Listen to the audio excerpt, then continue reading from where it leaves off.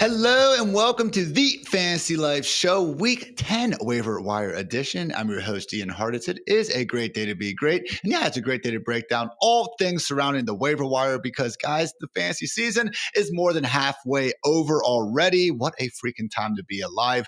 Life sure comes at you fast. But hey, no time to get complacent. Your friends and family will probably still be there for you by the end of Week 17. Let's worry about getting that championship banner, and the rest of life can go ahead and catch up after that. And accordingly, I'm joined today by the one, the only waiver wire expert here at Fantasy Life, Kendall Valenzuela. What's up, K-Dog?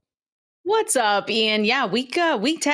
It's been the quickest 10 weeks ever. And then also we're like, wow, how is it only week 10 with all these injuries? But this is the time where people start to get lazy. It's the holidays. They're like, I don't need to check the waiver wire. I'm going to be fine. No, you stomp on their necks and you make sure to get that championship and bring it home. So this is what we're going to do today. That's the freaking spirit, Kendall. I'm ready to run through a freaking brick wall right now here on the Fantasy Live Show. We appreciate you guys tuning in. By the way, if you want to tune in on another medium, we are also up here on Ruco Sports, Fubo Sports, Unbeaten Sports Channel, Apple, Spotify, and everywhere else you can find podcasts. If you're into subscribing, liking, commenting, or anything of that sort, feel free to do so as well. Of course, it is a free country. So with that all in mind, Kendall, let's go ahead and get things started. Let's get into it with our DraftKings opening lines.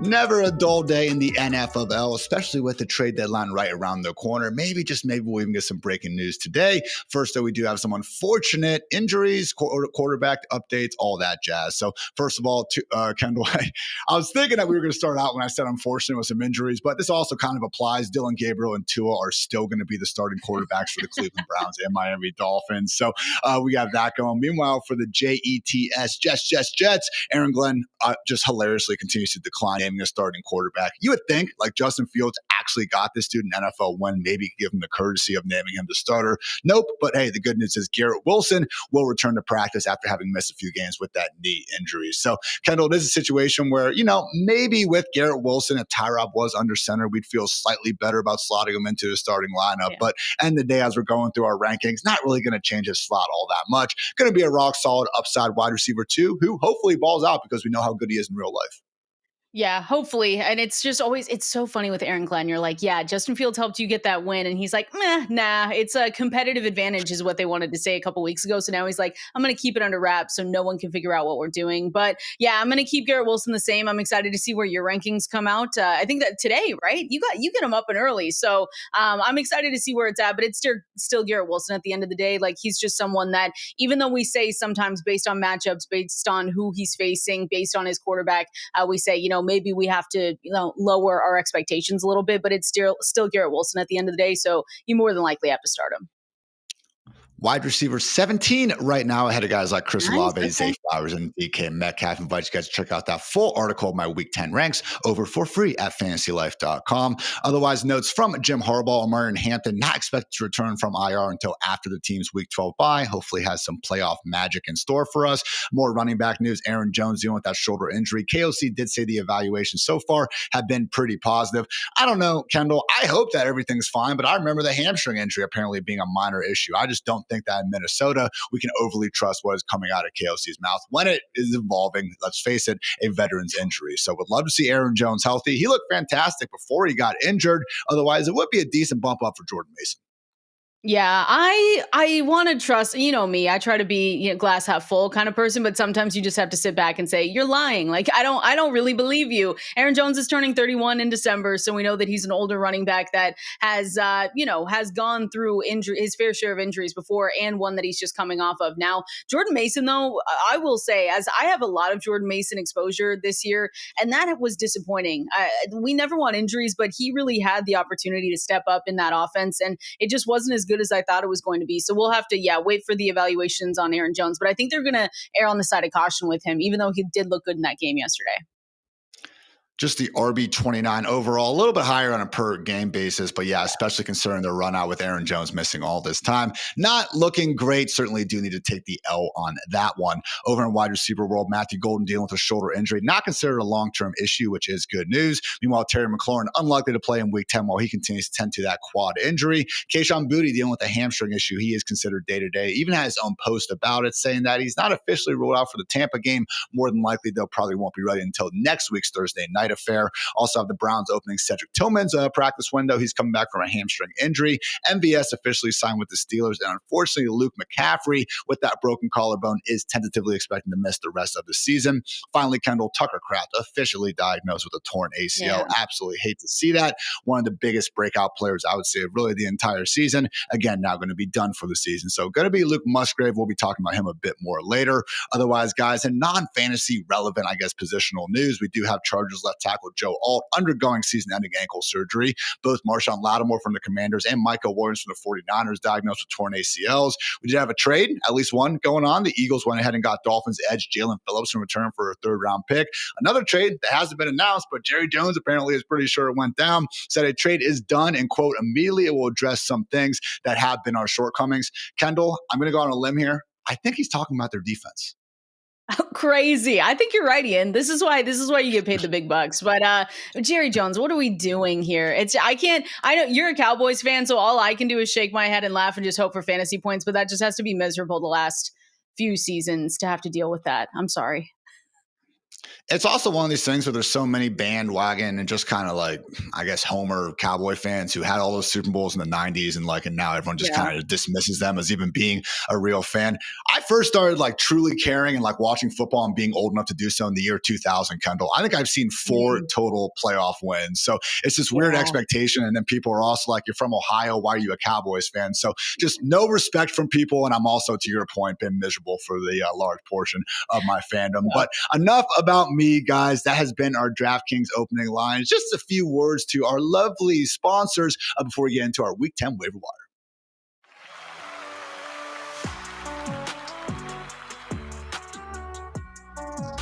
Shout out to our friends over at DraftKings. Big games, big moments, and even bigger upside this week. I've teamed up with DraftKings PickSix to give you a new way to get in on the action. With PickSix, you ride the upside by making simple predictions. Will players score more or less than the number listed? You put your picks together, and the more you hit, the bigger your payout. And right now, guys, there's an incredible offer. New DraftKings PickSix customers play $5 or more on your first pick set and get $50 back in bonus picks. That's right. New customers play $5 on your first entry, and you'll get $50 in bonus picks instantly. So don't miss your shot to ride the upside. Download DraftKings PickSix. Get on all the action and sign up using my promo code FANTASYLIFE. Thanks to DraftKings PickSix for sponsoring this. Make the season one to remember.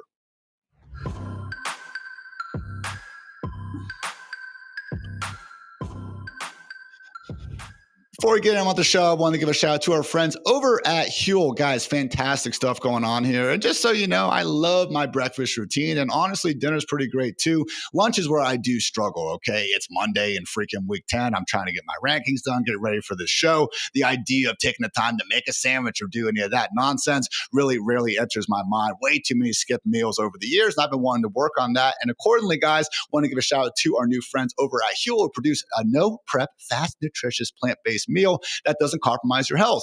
Huel actually has 2 meal replacement products in particular that have really been helping me avoid skipping meals or feeling bad about eating something quick and crappy during the day. Their ready-to-drink options include all sorts of tasty flavors. Chocolate peanut butter is my personal favorite. Got that right here. And I've been pleasantly surprised at how full I've actually stayed for hours after drinking it. There's also a situation where in these guys, we get 35 grams of protein, 6 grams of fiber, 27 essential vitamins and minerals, no sugar added, also gluten-free. And in this economy with billion-dollar companies not being able to figure out how they're going to show Monday Night Football, we can get this drink for under $5 per meal and ready to go. Also note that there's the Daily Greens drink, which I got right over here. And hey, for someone like me who just despises vegetables and the existence of them and the need for us to eat them, it really is a game changer to be able to stay healthy, but actually be quick about it. So I've had a lot of that green powder in the morning, and I can confirm this stuff does objectively taste better. So they're actually developed by registered nutritionists and dietitians. There's 42 vitamins, minerals, and superfoods, only 25 calories. Try and keep those LBs off before holiday season.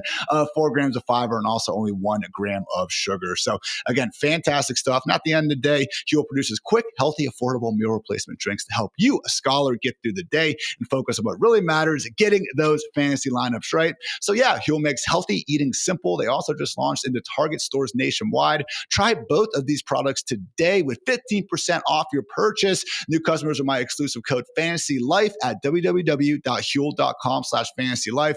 Again, use that code FANTASYLIFE and fill out the post-checkout survey to help support the show.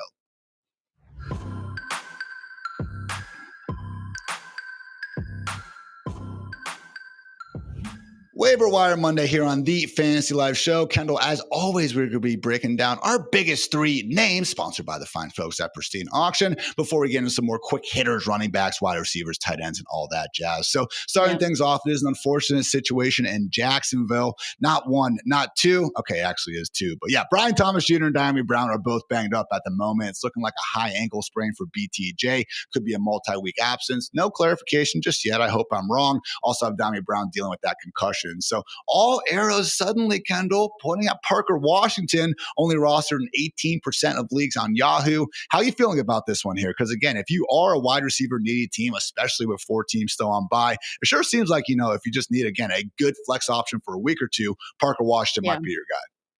Yeah, it's not bad. I mean, to be honest, it's just, you're going to have to be patient a little bit because Houston Texans are the team that they face coming up for week 10. So not necessarily the best matchup, but for long-term, Ian, again, we don't usually get guys in this situation this late in the season. So Parker Washington is going to be the top waiver wire get for wide receivers. More specifically, we'll break down, like you said, everyone else that we're going to be talking about, but death, taxes, and injuries to Jaguars wide receivers. Like Travis Hunter, we know is going to be out. Technically, a minimum next is 3 weeks because he just missed this previous game. But I don't know, Ian, you tell me non-contact injury on a Thursday, and my mind immediately goes to the worst possible situation, which is just not good because he was coming off that week 7 where you and I were breaking it down, where we said, dang, this was probably a breakout and he's probably going to be able to come back and look really good. And now we don't get to see that. So same thing for Brian Thomas Jr. We've had some highs and then we've had mostly low lows. So I think in this situation, when you look at Parker Washington, it's next man up mentality. Demario Brown might be able to get out there with that concussion.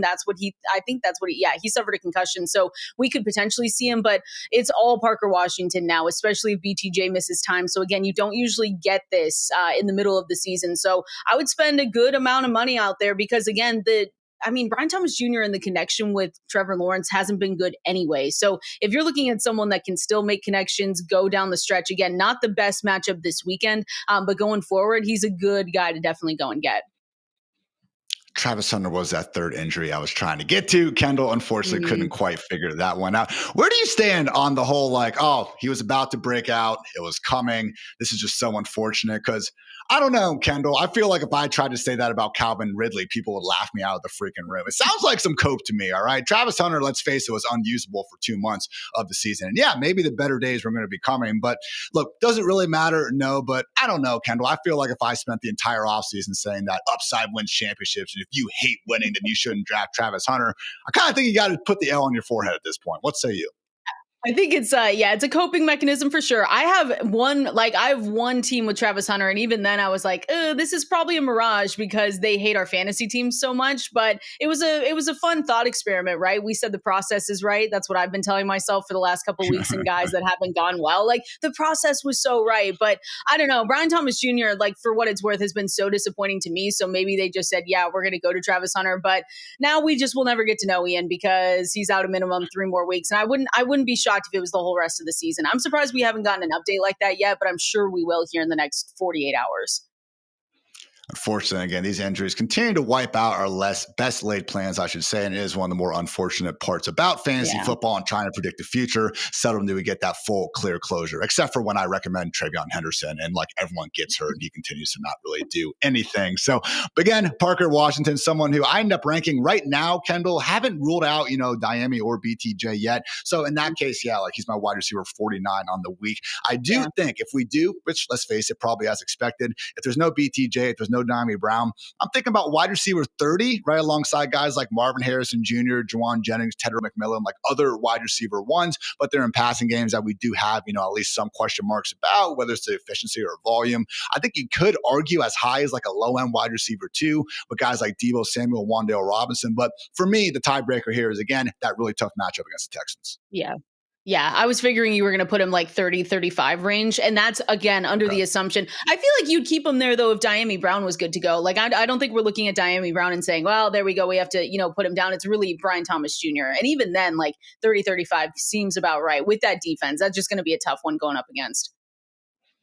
It's a fair point. Miami really wouldn't be playing too much into it. If we do see just BTJ out, certainly do prefer Parker over Miami. Let's talk about a tight end who actually finally did break out, Kendall, and it was great to see. Was it against the worst defense, second worst defense in the league in Cincinnati Bengals? Yes. Was it also because his actual competition got injured and concussed earlier in the game? Also, yes, but either way, give Colston Loveland credit. First time all season he scored or reached even 40 yards in a game, wound up with a $118 and 2 trips to the end zone. So great performance from Colston Loveland. But Kendall, unfortunately, I've checked the rule book and the schedule. The Bears are not allowed to play the Bengals or Cowboys again this season. And just, again, it's one of these things where I don't want to take away these great performances because what are they supposed to do other than just beat the crap out of the team in front of them? I'd be sitting here criticizing them if they didn't. So, again, look great. Hopefully they're building up towards bigger and better things. But just on the season, looking at Caleb Williams' EPA per dropback, which you can argue is a team stat. You can also make that argument about pretty much any stat we use for football out there. But we have not seen the Bears rank higher in EPA per dropback than 15th, except for those 2 games against the Bengals and the Cowboys. So on the one hand, Kendall, I'm trying to balance, a top 10 pick, having a great game, ascending into the second half, and also trying to put into, perspective of this matchup. Where do you fall with Colston Loveland then and the potential for him to build on this and maybe be a second half league winner, as the kids might call it? I put it right in the middle. Like, I know that if you've lost who we're going to talk about here, Tucker Kraft, and you look around and Colston Loveland's on the waiver wire, you say to yourself, okay, maybe, which I don't necessarily assume he would be because in those deeper formats, he's already going to be rostered. On the other side, like you said, they don't get the Bengals every single week. And to be honest, Ian, looking at their run out, it's not the easiest schedule. So they get the Giants this weekend, but then they take on the Vikings on the road. They go up against the Steelers. They take on the Eagles, the Packers twice. They face the Lions in week 18, 49ers, the Browns. So not necessarily the easiest run out. I will say part of me believes that, what's the saying? You can't put the toothpaste back in the tube, can't put the genie back in the bottle. So if they've really spent that on Cole Kmet, more looking at the draft capital, and they say, okay, finally the door was open, and he did take advantage of it. I hate sometimes when people say like, oh, this team is good because they've had a really easy schedule. It's like, well, yes, but you still have to win the games that you're presented. And I still feel that way with Colston Loveland. He had a really good run out these past 2 weeks. We never want injuries, but the door was open for him to be a big role player in this offense. And he did just that. So I don't think we're going to see a continued 50-50 split. I don't necessarily think it's going to go 100% of the time to Colston Loveland, but I think it's been a good run out. I think we'll have to watch Cole Kmet and see if he is good to go in week 10 or not. Regardless, though, I think a good pickup nonetheless to see if he does get that bump that a lot of people talk about, post-bye. It's been a while since they're bye, though, but midway through the season, halfway through, let's see if he continues doing it. But it's not going to be easy. Let's just say for Colston Loveland and for one, Caleb Williams as well. So I'm right in the middle. Only roster on 24% of teams over at Yahoo right now, so certainly should be available on more teams and then not. Looking at the ranks, I'm kind of guessing just usually, Kendall, we see guys get concussed. Typically, they miss 1 week after. We'll see what happens with Kmet. I have Loveland right now as my tight end 9, just ahead of guys like Kyle Pitts, Theo Johnson, Harold Fannin, Mark Andrews. I admit the Andrews one, it's so tough. He just scores touchdowns with Lamar Jackson, but he's dealing on 2 or 3 catches. If you want to go ahead and move him up, I get it. I'm not saying Loveland's in a full tier ahead of those guys. I do have him behind Dallas Goedert, Rondé Gadsden, Dalton Kincaid, Sam Laporta, and of course the big 4 at the position. Does that sound about right to you, Kendall? Or am I drinking the Kool-Aid too much? No, I think I'm going to be right. I was looking originally right now because it's a good matchup against the Giants. So I had him originally looking right away at 11. And even then I'll probably move him up because I don't like Kyle Pitts. So to be totally honest with you, so I'll move him up ahead of him and stuff like that. I know.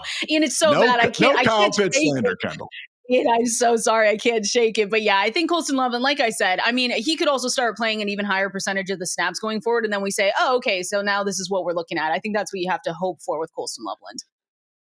And I know Dwayne was saying on our Sunday night recap show, check it out if you guys haven't already, that even before the Cole Kmet injury, which took place on the 3rd or 4th drive, actually we're seeing Loveland with something close to a 70% route rate. So seemed like things were starting to trend that way. We can only hope that will continue. And to Kendall's point, would make sense given all the draft capital they spent on the dude in the first place. Finally, though, we do have JJ McCarthy, a roster on only 29% of Yahoo teams. And guys, I see both sides of it, okay? The bar for what he needed to do to impress was very low this last Sunday because, again, he was basically being talked about like he was the worst quarterback alive during the 6 or so weeks that he missed action. Came out there, only averaged 5.7 yards per attempt. The dude, hasn't been able to clear freaking 175 passing yards in a game this year. But I did come away impressed, Kendall. And I swear to God, Thor's not in here, threatening me or anything like that. Like, this is coming from me. Even having watched this dude break my heart, every freaking November, Michigan, Ohio State, I would love to be able to sit here and just say, like, yeah, he's trash and all this.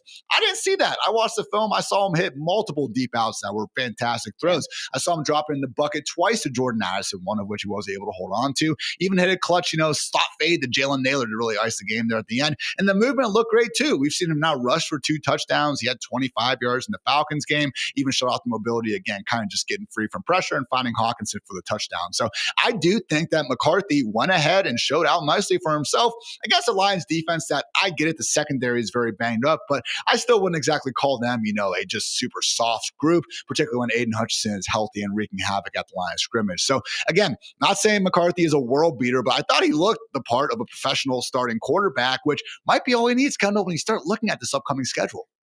Exactly. I don't know. Ian, it feels like we're now divided. We're now a fantasy community divided. You either like JJ McCarthy or you're like, no, he's crap. And he only had 25 attempts and it's just one of these games. It's like, no, we can say that there were holes in the game. Of course there were. But I think this was a perfect game that JJ McCarthy needed to build his confidence. Like, I think that's half the battle, Ian, is just making sure that this kid knows that, the organization's behind him. They picked him for a reason. They let Sam Darnold go for a reason. So I think this game was something where, again, 14 of 25 passes, 143 yards. It's not something that we're going to hang on the bulletin board and be like, this was phenomenal. Do this every single week. But I still think he's a really good play, especially this weekend. And I got pushback for that too, Ian. I was just like, dang, if you're in a super flex format, you're telling me that you would rather go a different direction than looking at a JJ McCarthy that's facing the Baltimore Ravens. And here's the thing. I think the Baltimore Ravens are going to continue to get better. Like, the teams that we're looking at in the fantasy playoffs, where maybe a few weeks ago we said, oh, circle them, get the popcorn out because they're playing, the Ravens in week 15, 16, 17. I don't think that's going to be the same defense that we've talked about.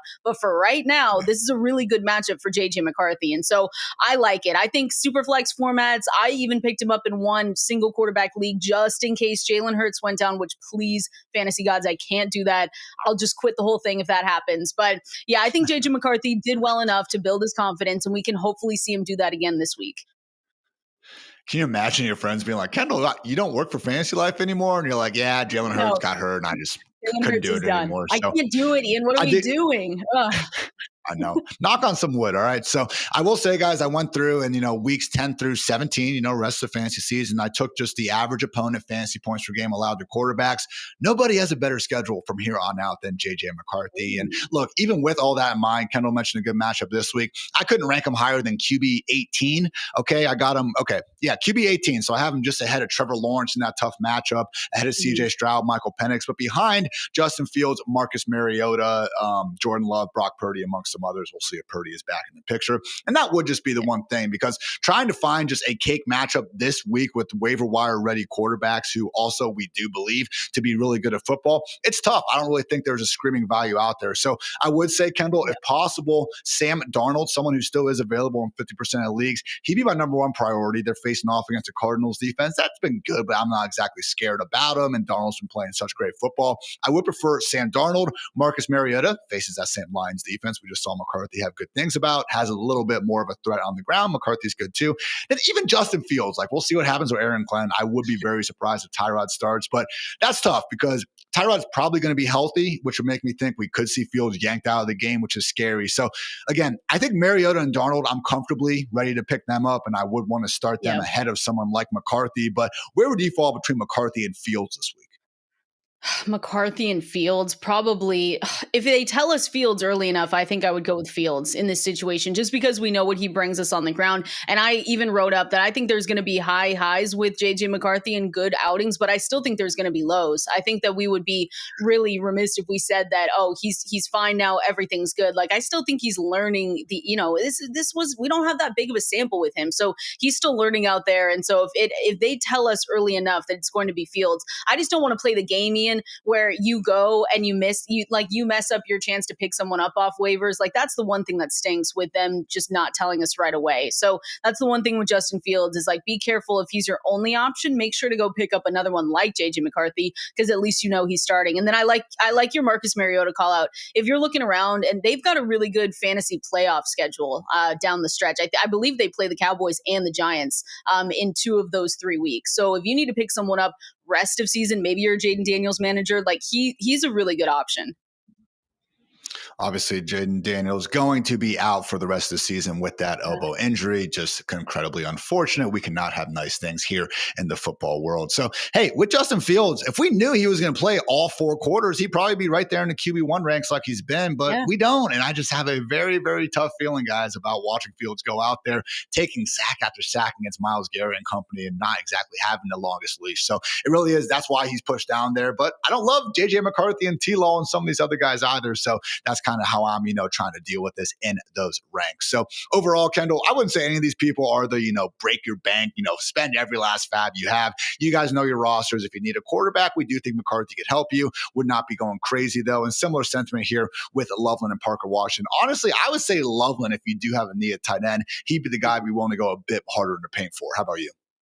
Yeah, 1,000%. I wrote him up as my favorite. If you're really desperate for wide receivers, then obviously Parker Washington, just set him, especially if you don't have those 3 flex spots, go with where you're needed. But yeah, Colston Loveland's a great option. And then Parker Washington, with what we've seen with BTJ so far this season, that's going to be a really good wide receiver. Fantastic stuff. And by the way, speaking of fantastic stuff and speaking of Colston Loveland, we did want to give a shout out to our presenting sponsor here at Pristine Auction, because guys, as we're going to show right now, we have a signed Colston Loveland helmet now available on Pristine Auction. You can find this and so much more cool memorabilia on their site. And we have a very special code for you guys. Okay. So Pristine Auction, something for every fan, already registered with them. You can use code Fantasy Life when you win an item to get $25 off at checkout. And if you're a first time user, you can register using code FL20 to get $20 in credits added to your account. So ideally, you're a first-time user, you use code FL20, you get $20. Then you go ahead and you win an item, and then you can use code Fantasy Lab to get another $25 off. Again, only at Pristine Auction.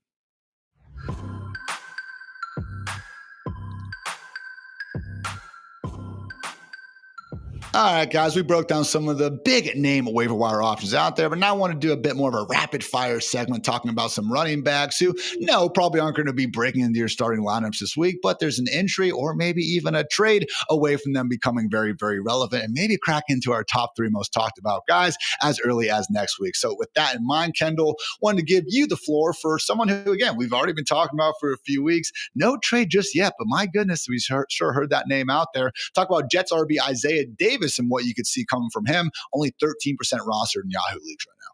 Yeah, I love Isaiah Davis in deeper formats more, especially in deeper formats, Ian, because we're going to talk about a lot of names right here that you might hear them and you'll say, oh, perfect, I'm going to go pick him up and start him, this coming week in week 10. No, you're not going to do that more than likely with Isaiah Davis, but you could, Ian, if we do see one Breece Hall on the move. That's been the name that I've seen going around a lot. And even maybe Isaiah Davis, although I'd be more surprised if they let him go. We're really focusing on the potential move of Breece Hall. And if he were to get traded, then Isaiah Davis would become the RB1 for this team. So I'm looking at the Jets. I checked in with Braylon Allen injury reports. And so we have to remember he was placed on the IR in early October, but their timeline that they gave us when he was placed back in IR on that IR stint was 8 to 12 weeks. So again, this is going to be a little bit longer before we see Braylon Allen potentially back in action. Is this a sexy offense? No. Ian, do we necessarily love this move? No, not really. But again, if we're looking for a deep stash and someone that could, get that RB1 volume and workload, that's something that we always like to see. So I think Isaiah Davis is a really good stash just before the trade deadline, which is tomorrow, 4 p.m. Eastern.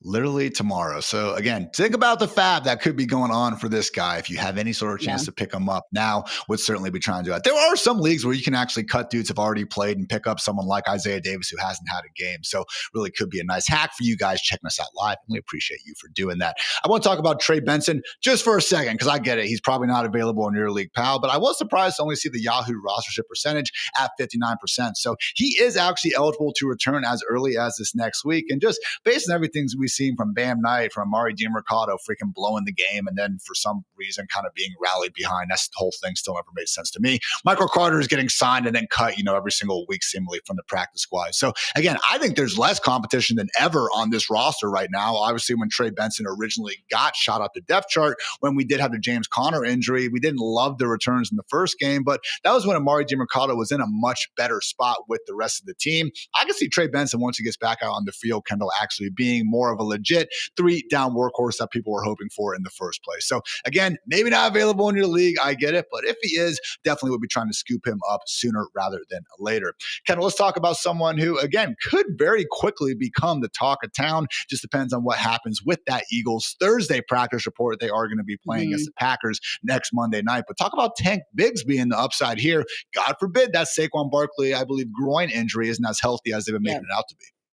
And we're not saying that it's that bad, but these coaches never tell us the truth, Ian. Let's be totally honest. Like the only person I believe is Sean McVay, to be totally honest with you. And even then, we'll see what it looks like for Puka Nacua this week, because he said he could have gone back out there, but whatever. We'll just pay attention to that later. Tank Bigsby, though, running back now for the Philadelphia Eagles. We have to remember that he was traded over there. He's 27% rostered. And again, this is not a player that you're looking at Tank Bigsby and saying, perfect, Kendall and Ian told me to pick him up. I'm going to start him in week 10. No, you're only going to start him if we get bad news, like Ian alluded to, on the Thursday or Friday practice reports, which stranger things have happened, but we never want injuries. But if it did happen to Saquon Barkley with that groin injury, we saw when he was taken out of that game last before their bye, Tank Bigsby was able to go for 104 yards against the Giants on only 9 carries. So it looks like he would be the RB1 in this offense. I don't know, Ian, if he would get the full extent of a workload. You still have A.J. Dillon there.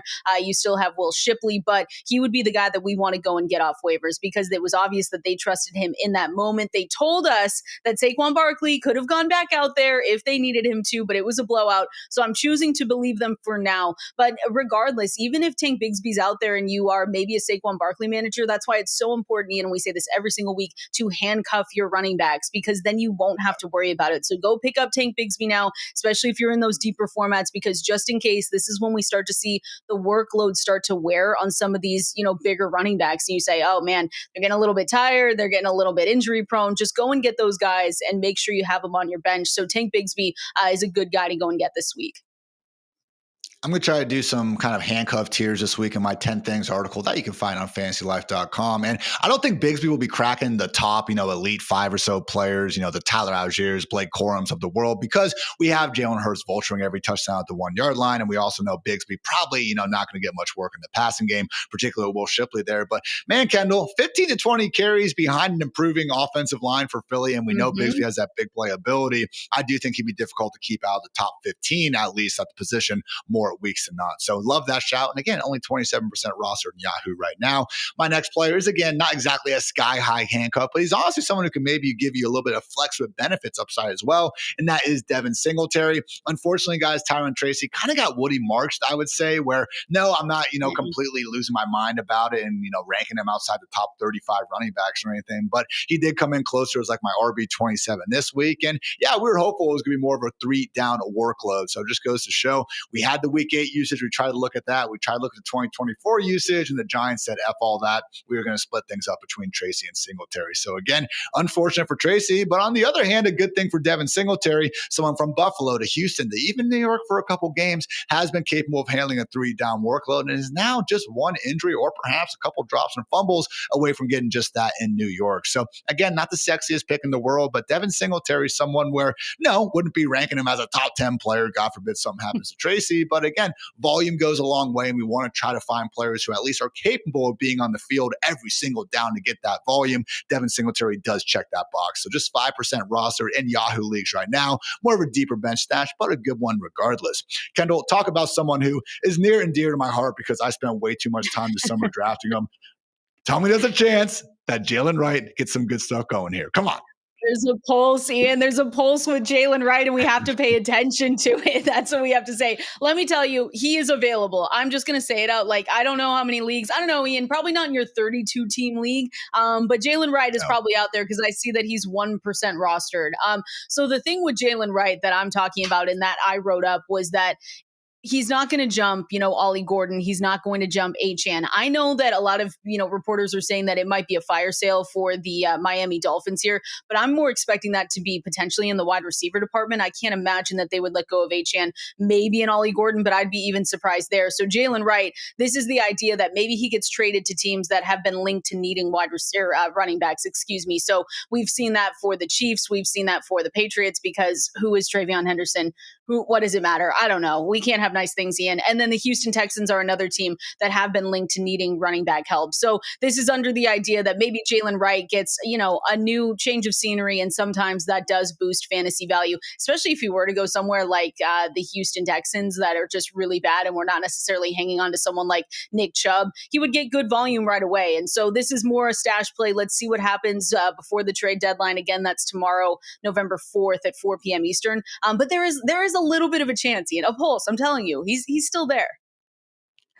Chiefs reportedly want to try to add an explosive running back to the picture. I'm not sure if Jalen Wright's done enough in his NFL career to necessarily earn that label, but it has been surprising to me, Kendall. Like, I fully agree that based on the preseason and kind of everything we saw, and even just seen from Jalen Wright in the past, like, I'm not saying or besmirching, I should say, the Dolphins for playing Ollie Gordon ahead of him, but man, it's not like Gordon has gone out there and done much. I know he's their short yardage back, and he's not going to have a gaudy, yards per carry average running into 8-man boxes, but just 3.1 yards per carry. You would have thought that Wright would get some level of opportunity to kind of get his job back after getting hurt. Alas, I am not a football coach, so we'll see what happens there. But again, a situation where one of these guys will probably get traded, so accordingly just trying to be ahead of the game, and another running back that fits that bill. Ravens RB Keaton Mitchell, guys. You talk about explosive, and that really is this dude. Now, we'll see if the Ravens even want to get rid of him, but I don't know. Between Justice Hill being the obvious backup, and then even Rasheen Ali being someone they've had elevated, on the game day roster, even more than Keaton at different points of the season, I could see it for maybe a late round pick swap. So again, all these situations, Texans are one thing, but it just comes down to like what running back would we love to see somehow find their way to the Chiefs. So not saying it's going to be Keaton or Wright, but you could imagine what it'd be like if it was, and only 1% rostered right now. So again, just a good bench stash. These are the sorts of guys that you want to try to have darts on because we know it's going to hit for one of them. So Wright, Mitchell, Kendall, you have another one who's a little bit higher roster, but also similar to Tank Bigsby, could actually be in a situation where that injury we're not looking for, but hey, we'd be certainly looking to take advantage of it if it happened, might already be in play. Yeah, Dylan Sampson. People might forget that Quinshon Judkins went down before their bye with a shoulder injury. And so that's something we have to pay attention to. Again, I don't believe coaches when they tell us everything's great. I'm just scarred. I have Pete Carroll was my head coach for a very long time for the Seahawks, Ian, and we know what he did during those press conferences at the podium. You wouldn't even know what was going on. So for Dylan Sampson, he's 16% roster. Sorry for the stray, Pete Carroll. I did love you, but Dylan Sampson is 16% rostered right now. And it's a just in case thing. Like, the practice reports are so important, but more specifically, like you said, Ian, those Thursday, Fridays, because sometimes, you get the vet days, you get the guys that are just, trying to ease their way back in. So we have to really pay attention to Quinshon Judkins, because if he is not good to go even after that bye, even if he, goes through a setback maybe in practice this week, it would be Dylan Sampson's backfield. And we've seen that before. So again, it was an AC joint sprain for Quinshon Judkins. They listed him day to day before they went into their bye. I'm hoping as a Quinshon Judkins manager that he's good to go. But I think Dylan Sampson should be added on the waiver wire just in case, he were to miss time or re-aggravate that injury. Once we've seen an injury happen to a player, we just kind of have to remember that the rest of the way, because you get one wrong hit, and they go down, wrong, you're going to see it happen again. So I really like Dylan Sampson. And I'll also shout out Jerome Ford. I didn't really write him up because I'm just not spending any money on him. But if he were to get traded to a different team, I don't think we would be shocked, because he's obviously the RB3 in that backfield, and they really like Dylan Sampson. They drafted him for a reason. They drafted, obviously, and are keeping around Quinshon Judkins. So that's another guy to maybe keep a lookout for. And we did see the Browns head coach, Kevin Stefanski, actually give up play calling to offensive coordinator Tommy Rees, go Irish. Situation where Sampson's honestly been very good as a receiver this year. That's where he's popping. Dylan Sampson and Brashard Smith, great stuff as a receiver. Not so much as rushers, but hey, you got Quinshon Judkins for the Browns. Not expecting that to happen. I do wonder if with that play caller change, Kendall, maybe we do see a bit more of a 1A, 1B, and Sampson finds a way to get 5 or 6 targets per game. He's got the quarterback who doesn't want to push the ball downfield anyway. Shador obviously could be different if they decide to make make that change. Who knows? It's not going to be this week. I like to call on Dylan Sampson there. I'm going with more of a pure handcuff right now, but it's another situation where there's not as pronounced of an injury, but there is an injury going on with Josh Jacobs. He's playing through it and everything, guys, but every single week he's been limited in practice with his calf issue. And even before that Cardinals game, it sounded like a legit game time decision, but he pushed through it and played. So Jacobs is incredible, 27 touchdowns in 26 games with the Packers now. Just, again, crushing it. If you drafted him, you're thrilled. So if you drafted him, guys, I really would be down to have Emmanuel Wilson stashed on that bench. So Chris Brooks is someone else they also like, but just based on the touches we've seen behind Jacobs all season long, I would be very surprised if we did see Brooks be anything involving, a thorn in the side of Wilson with the handcuff, proposition. So Marshawn Lloyd could be back at some point. I would love to see it. I believe in that dude so much. He just can't stay healthy, Kendall. It's so depressing. So for now, again, Emmanuel Wilson just sitting nice there as a handcuff and only rostered in 10% of leagues. I don't think people realize just how highly we probably would be ranking Wilson.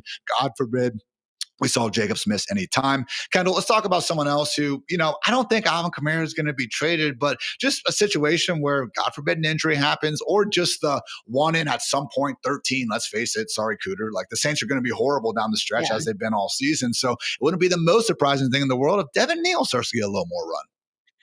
Yeah, I mean, basically, we're talking about Devin Neal the same way we talked about Kendre Miller before he went down with his season-ending injury, and so it's just one of those things where Alvin Kamara, I guess, is not going to get traded. He said he didn't want to get traded. If he does, Ian, we'll be seeing him in Cancun sipping pina coladas. That is a quote from him, not from me. So we'll see what happens with Alvin Kamara. But I mean, to your point, they're sitting there at 1-8 right now, and at some point, you have to look to the future and say, okay, do we really want to risk either an injury to Alvin Kamara, or do we want to see what we have in our younger players? So Devin Neal is the guy that you can go and get because of that. He's only 2% rostered. He should be pretty well available across a lot of your leagues that you guys are playing and watching right now.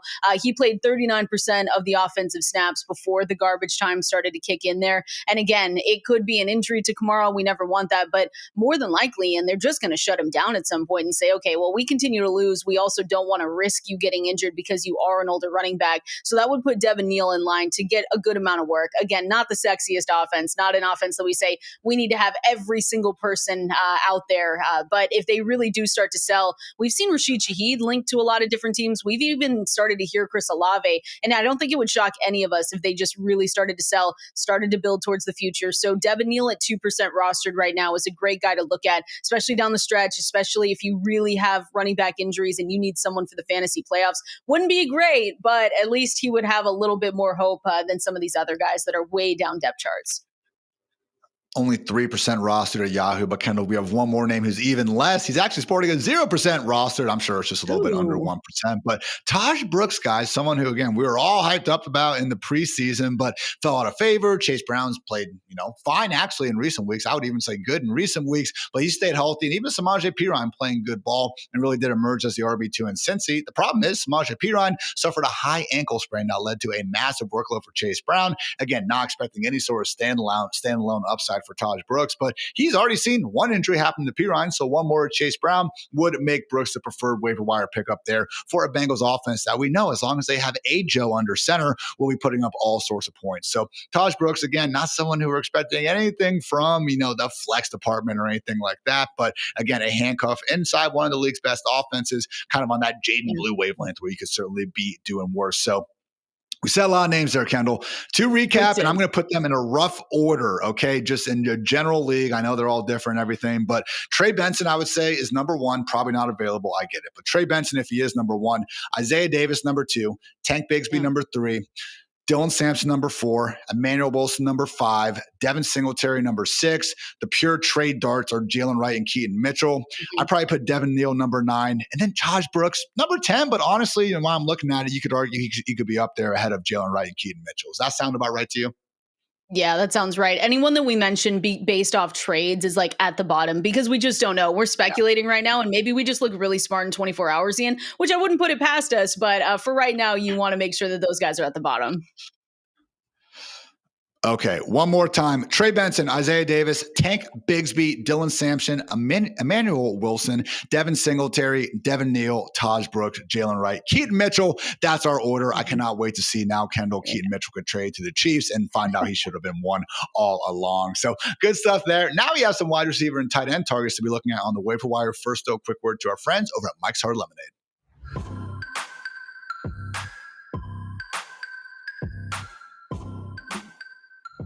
Mike's Hard Lemonade is partnering with Matthew Berry and Fantasy Life to give away weekly prizes all season long, including a trip to this year's big game. Prizes include Fantasy Life Plus subscriptions, gift cards to New Era, Homage, and Knockaround, TV soundbars, and 2 tickets to the big game. And not only have Fantasy Life and Mike's Hard partner for the sweepstakes, but we've also collaborated on a new 12-pack of exclusive flavors, including Hard Pink PickSix, Hard Pineapple Rush, Hard Berry Blitz, my personal favorite, Hard Apple Tackle. So guys, go to www.mikeshard.com/sweepstakes/fantasy life today. Enter the sweepstakes and go find Mike's Hard Fantasy Life 12-pack at a store near you. Note this is contest for 21 plus only, premium malt beverage, Mike's Hard Lemonade Company in Chicago, Illinois. There's no purchase necessary to enter the sweepstakes. Again, you can see the official rules at mikeshard.com/sweepstakes/fantasy life.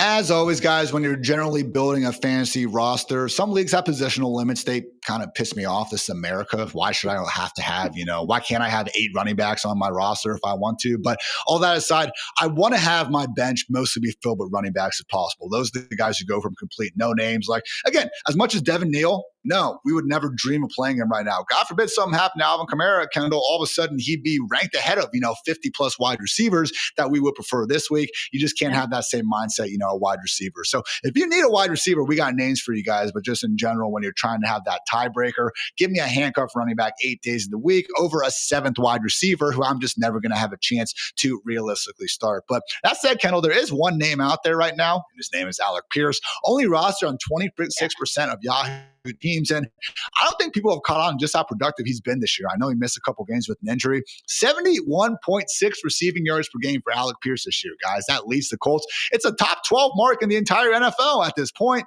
Unfortunately, the modern era's white lightning over here just hasn't found the end zone yet. 45 targets without a receiving touchdown. That only trails Jerry Jeudy, Jacoby Myers, and Dalton Schultz across the league. So Alec Pierce is someone where, again, if you really do need an option, I don't think there's much of a difference between him and guys like Rashid Shaheed or honestly Jameson Williams at this point. He's been more productive than both of them on a receiving yards per game basis. No, he hasn't had the touchdowns yet, but we love this Colts offense. Yesterday wasn't great. I get it. But even in a bad game, Daniel Jones throwing for north of 300 yards, and Pierce really does pass the eye test. So we're going to have some other wide receivers, but Alec Pierce, the first one we brought up, and for good reason. He actually would be the one guy that we're talking about that, hey, maybe I'm bidding and I'm looking at $7 or $8. Get it up to 12 or 13 just to make sure you have this dude. Alec Pierce really could be on the verge of even bigger things here moving forward. Kendall, you want to talk about someone close to your heart, balling out on Sunday Night Football, Torrey Horton, maybe the potential for even more big things ahead. Dude, the Seahawks look kind of legit. And I don't want to say that out loud because it's kind of scary. We're just trying to come down from the Mariners lost. So we're just trying to make it out here as Seattle sports fans. But man, Sam Darnold looks good. And when Sam Darnold's cooking, he's going to JSN. But we had Cooper Kupp out of this game. So really, Torrey Horton was able to take advantage of these opportunities. He caught the 4 passes for 48 yards. Again, it was prime time. A lot of people saw it, and it was those 2 touchdowns. So this week he stepped up in those 2 wide receiver sets, and then played in the vast majority of those snaps. So it's something that you love to see. And I like Torrey Horton more here, Ian, because not only is he a rookie, and I know Thor Nystrom loved him coming out of college. We talked about him a lot. He really does have a chance to kind of jump Cooper Kupp in the depth chart, I think, personally, because what has Cooper Kupp done? He has more touchdowns now than him on the season. So to me, I'm looking at Torrey Horton, and again, he has really good numbers this past weekend. You want to see it again, and maybe they do allow that to happen with Cooper Kupp out. You just got to be a little bit careful. More of a stash. I don't think I'm going to, run to the waiver wire, pick him up, and then say I'm playing him week in and week out. I want to see what Cooper Kupp's status is going into week 10, and then see if they say anything about, this Torrey Horton role. But you can't look away from the 2 touchdowns, even though it was kind of a blowout to start the game against the Commanders. Like, it's someone you want to pay attention to, especially in those deeper formats. And look, he goose-egged them previous 2 games with a healthy Cooper Kupp, but Mm-hmm. I'm with you. He fits this offense better, and that's honestly the reason why I was lower Yeah. on the Seahawks passing game than I, of course, should have been in the offseason. It was the idea that they didn't have this field-stretching talent. Well, guess what? Torrey Horton sure is proven capable of doing just that. Now, I'm with you. Better fit. Rookie, second half of the year is provocative. We can get behind it. Torrey Horton only rostered in 5% of leagues. I do like taking a flyer there. Not as much, though, as I like taking a flyer if possible on Jaden Reed and Christian Watson, guys. 34%, 28% rostered in Yahoo right now. I'm surprised those numbers are as low as they are with Matthew Golden having the shoulder injury, with Dontavian Wicks having the calf injury, with Tucker Kraft being out for the season. Jordan Love's going to be putting up numbers. We've seen that throughout his 3 years as a starter. So we just got to try to find the guys who it's going to be too. And Christian Watson, that's thing standing right now, certainly clarifies and profiles as that guy. Jaden Reed, though, soon enough, guys, maybe even by the end of November, could be back in his role, arguably as the most fantasy-friendly wide receiver in Green Bay. So again, we'll see what happens. I don't think Matthew Golden's going to be out for the entire season and everything, but Tucker Kraft was such a big part of this passing game. I don't think Luke Musgrave is all of a sudden going to be taking that exact same role. I would not be surprised at all. In fact, I expect these wide receivers to instead step up more. So love me some Alec Pierce, but Jaden Reed and Christian Watson, guys, actually could, I think, give you a bit more flex level help in, the very near future in an offense that, again, has one of the best schedules here moving forward throughout the second half of the season. Kendall, want to talk about someone who had a very nice game on Sunday. Honestly, could have had an even bigger game. Drake Maye had a rare downfield miss on a potential even second touchdown for Pop Douglas, someone who honestly could also be benefiting from injuries with Kayshon Boutte having this hamstring issue.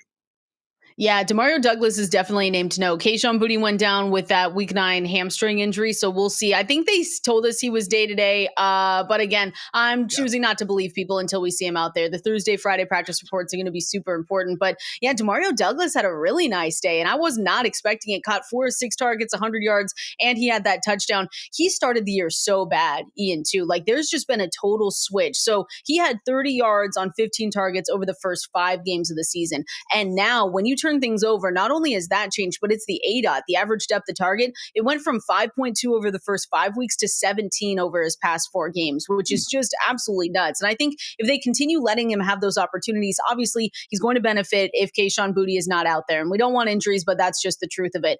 But if he is able to turn things around and really take advantage of the opportunities they start to give him, I really like him as a potential flex play, especially with what we've seen from Drake Maye as well. Like, Drake Maye is playing so well that sometimes we just have to look around and I say, do I just want someone on this offense because he is able to elevate some guys, especially the wide receivers, if Stephon Diggs isn't necessarily taking that huge step forward. So I like Demario Douglas going into this one, especially over New England's next 4 games, Tampa Bay, Jets, Bengals, Giants. Sign me up for all those games. 100%. So yeah, Diggs still the wide receiver 1 when Boutte's back number 2, but Demario's certainly making most out of his opportunities. Also very deep leagues, but hey, I'm in some of them. I'm sure you guys are as well. Kyle Williams, we did get word from Mike Vrabel saying that he can get more opportunities moving forward. Someone who I know NBC Sports' Chris Sims had his second favorite wide receiver out of the entire draft class. Obviously a slow start, but very talented guy when you go back and watch the old film. I want to talk real quick about these Raiders wide receivers because Jacoby Myers is someone who has been dangled in trade talk seemingly ever since before the season. So guys, Trey Tucker, one of 2 players alongside his teammate Brock Bowers with a 40-plus point PPR explosion this year. He's only rostered in 38% of leagues. And if you're a true sicko out there, Jack Besh at just 1% rostership is also someone we can get behind. So Tucker really would be the exciting one here, Kendall, because Geno Smith, as much as he has had some miserable games, I get it. They have been horrible to watch. And all of us who said, oh, look how good Geno Smith was the last few years, may just look very, very dumb there for 60-minute stretches in the year 2025. But despite that, has 3 games with 280 plus passing yards. That's more than Drake Maye, Jared Goff, Baker Mayfield, Dak Prescott, and Josh Allen. Hey, style points don't count for anything extra in Fantasyland, Kendall. So Trey Tucker, Jack Besh could maybe help you guys out down the road. Let's talk about one more wide receiver. And Miami Dolphin, I don't think we're going to be getting a Jalen Waddle trade, Kendall, but it's possible. And even without it, Malik Washington may be someone we should be paying attention to. Yeah, I think just pay attention to him. Again, these are guys that you're not picking up Malik Washington and starting him right away. But if we do, I'm with you, Ian. I'm not believing the Jalen Waddle trade conversations, even though they're really trying to push that to us very hard and saying that Jalen Waddle is going to be on the move. If he were to be on the move, it would be Malik Washington stepping up into this offense. If he doesn't, though, I still think, you want to be careful with potential injuries or just them getting other guys involved down the stretch if they, continue to play the way that they're playing. So he's a stash for me right now. Let's let's see what the team does in the next couple of days. I think they'd be more inclined to trade their receivers, I think, than their running backs. So that's the only thing I'm looking at here. But for a team that doesn't look like they're going to fire their head coach until the end of the season, they might not make any moves, and they'll just wait till next season to see what to reevaluate that whole team. But yeah, Malik Washington, good name to know. So to rank these wide receivers, again, we went through 8 names here. Alec Pierce, number 1, definitely for me. I would say Christian Watson, number 2. I would say Trey Tucker, number 3. Torrey Horton, number 4. Demario Douglas, number 5. Jaden Reed's just kind of weird and mixes in there. But, if you need someone right away, obviously you can't take Reed. But I probably put him about there. Malik Washington, Jack Besh, probably more so down at the bottom. That sound about right to you? Yeah, that sounds about right. I'm doing an update on my article, Ian, just to put Andre Iosivas in there in case we saw T. Higgins go down. So in case we get news that he's not good to go, not necessarily. I mean, this Bengals team keeps losing. Their defense sucks so bad that they're just going to have Joe Flacco play hero ball every single week. But just watch that one. I'm going to do an update after tonight's game to put him in there. But in case we get bad news on T. Higgins, he would be someone that steps up too. Haven't seen anything today. Again, they have the whole bye week to get healthy, but yeah, he did get banged up there at the end. So please, injury gods, don't take away T. Higgins. That dude has been absolutely balling. Let's close things out, Kendall, with 2 quick tight ends. First of all, again, the man stepping in for Tucker Kraft in Green Bay. Originally, it was actually expecting to be the lead tight end over Tucker Kraft in the same draft class. Luke Musgrave, someone who, again, I would say is a bit more talented as a pass catcher than your typical backup tight end. Yeah, Luke Musgrave, you're not, don't empty all your fab on him. He's not someone that I'm necessarily excited for, Ian. It's just one of those things where we have to have the next man up mentality. And for this Green Bay team, it is next man up for Luke Musgrave because of the torn ACL of Tucker Kraft, which is just so disappointing, Ian, because that was going to be a really good pick the rest of the season. He's always been this yak monster, but he was obviously so involved in their plans and he was looking really good to start the year. So this is a really big blow. Musgrave in his opportunity, he's averaged 3.6 catches for 37.8 receiving yards. But it's just one of those things where, again, I'm not necessarily saying that he's going to step up into that role that Tucker Kraft had because, to be frank, he's just not as good and he's not as talented. So I think Luke Musgrave moving forward, if you need tight end depth, if you're really hurting, that he's someone you can go and get, but he's just a logical waiver wire add in those deeper formats. But don't expect the same amount of, just workload and overall talent in fantasy football. He is someone I will be prioritizing in my 32-team waiver wire, Kendall. We at least got one of us out here, dozens of us out here, perhaps interested in that one. Finally, Mason Taylor, someone only rostered in 20% of Yahoo leagues. This would be more so the bye week fill-in I think we could get behind. No, not nearly on the same level of Colston Loveland, but hey, I've been producing more than Colston Loveland before that big blow-up. 3 top 11 finishes in his last 5 games. That said, Garrett Wilson has been missing time in some of those, and as we know, can't exactly expect the highest weekly floor in the passing game, led by Justin Fields and Tyrod Taylor. But hey, even with Garrett Wilson coming back, not expecting really anyone else to be vying for those targets ahead of Taylor in that sad excuse for a professional wide receiver room outside of Garrett, of course. So yeah, Mason Taylor, again, another rookie, maybe even could have his best days ahead of him as we get into the back half of 2025. So good stuff there. And as always, as Kendall mentioned, she will be updating her waiver wire article. Make sure you guys check it out over at fantasylife.com for free. But hey, 4th quarter of the Fantasy Life show coming up, guys. Let's get into some sheesh.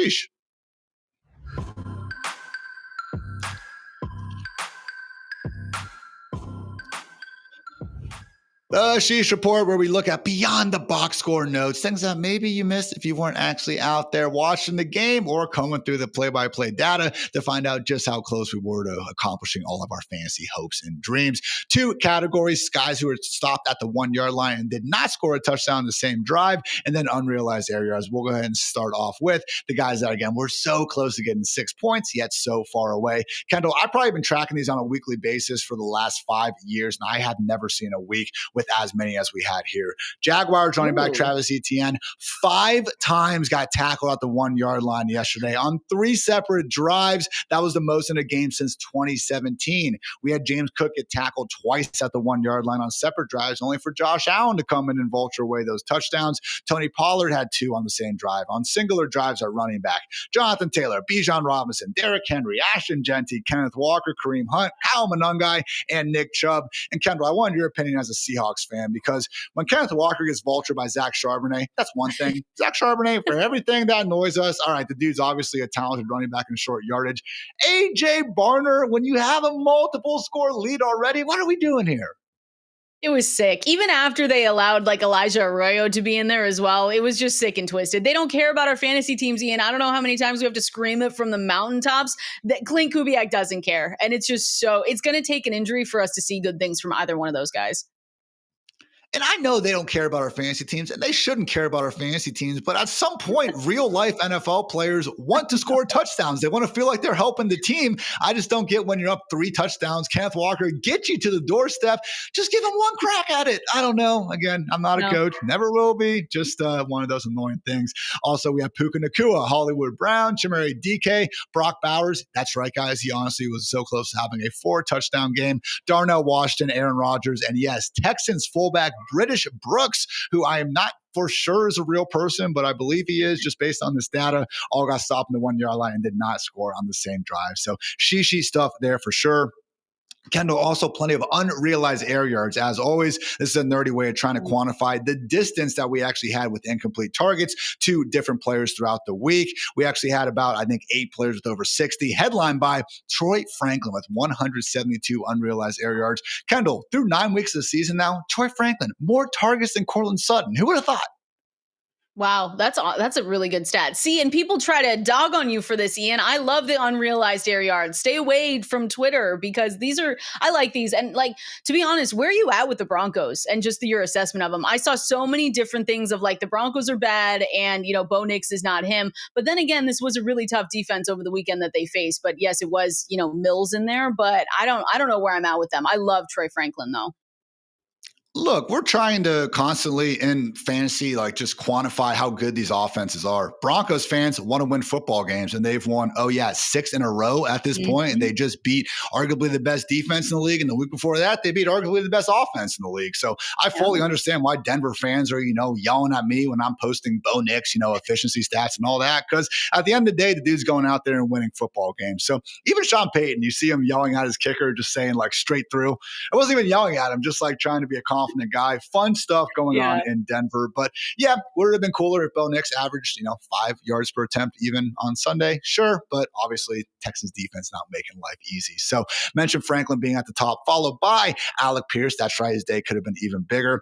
Xavier Worthy, which my goodness, Kendall, I actually went ahead and calculated just the catch rate on passes thrown at least 30 yards downfield for guys who had at least 10 or so targets with them over these last 2 years.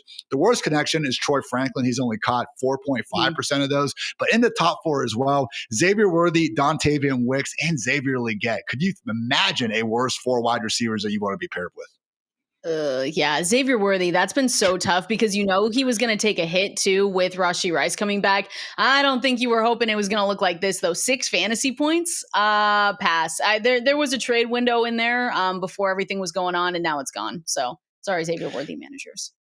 And last year, I will say there were these weird battles with the sideline. He kind of drifted out of bounds, and Mahomes may have missed him on a couple of them. I'll tell you what, guys, maybe just give credit to the defense, but it's not like Xavier Worthy is just running free downfield and they're not finding him. So honestly, I just like to see him using them a little bit more in the short areas of the field. The dude's great with the football in his hands. Just been tough to get that part of the equation done. Finally, though, Cortland Sutton, Nico Collins, Van Jefferson, Demario Douglas, and Diami Brown, guys who had a lot of fantasy-friendly opportunity, unfortunately could not make the most out of it. So that's going to wrap up the waiver, wire, and sheesh segments of the Fantasy Live show, but we are not done yet, guys. Time to throw it over to Nando and Jared Cavley for a look at some pristine auction goodness. Hello, everybody, and welcome back to Fantasy Live with Ian Hartitz. I'm Nando Defino, joined by Jared Cavley. Jared, what's up, man? CEO? Are you CEO, founder, president? Yeah, founder and president. Yes, sir. Yeah, nice. Good to see you again. Good to be here. First of all, I want to we've been shooting this code out left and right all over Fantasy Life. I just want to clarify how cool this is. I know everybody gets a code. Use the code Fantasy Life. You get $25 off your first win. And it's not like 25 when you spend 80. It's just here's $25 to go play with. And there's a lot you can get just for 20. Oh, so, yeah. Every budget, man, we got you covered. Yep. I love it. That can go a long ways for sure.